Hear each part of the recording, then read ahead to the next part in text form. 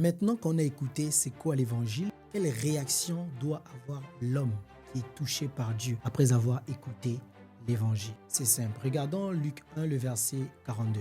L'histoire de Marie et d'Élisabeth. Marie sera enceinte de Jésus. Élisabeth sera enceinte de Jean-Baptiste. Et Marie va saluer Élisabeth. Donc l'évangile, comme on a vu tantôt, c'est le shalom de Dieu. C'est la paix de Dieu pour les hommes.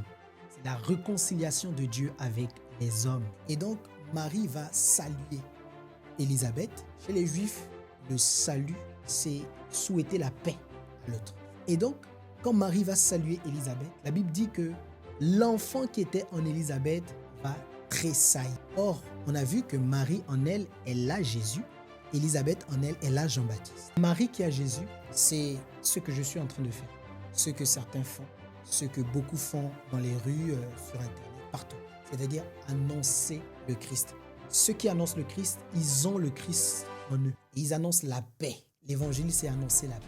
Et quand ceux qui ont le Christ en eux annoncent la paix, ceux qui n'ont pas le Christ en eux vont réagir par quelqu'un. C'est-à-dire qu'il y a quelque chose qui va réagir en eux.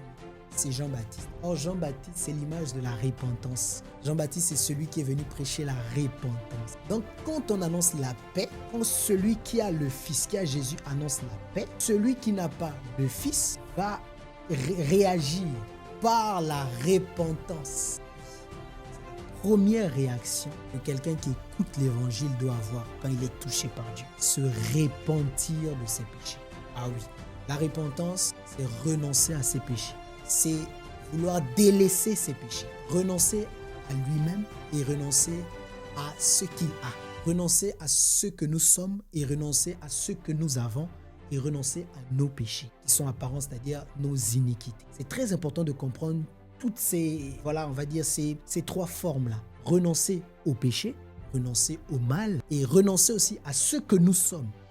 C'est-à-dire se redéfinir, parce qu'on va se redéfinir selon ce que Dieu pense de nous, selon ce que Dieu dit de nous. Et on doit aussi renoncer à ce que nous avons, oui, c'est-à-dire être détaché. C'est-à-dire, ça ne veut pas dire que si tu as une voiture, tu vas vendre cette voiture, non. Mais renoncer, ça veut dire ne plus être attaché à ce que nous avons.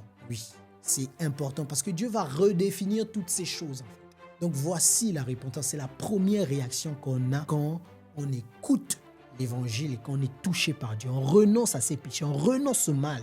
On ne veut plus du péché. Et c'est ce que Pierre va dire dans Acte 2, le verset 37. Ceux qui avaient été vivement touchés par la prédication de Pierre, ils vont demander maintenant que faire.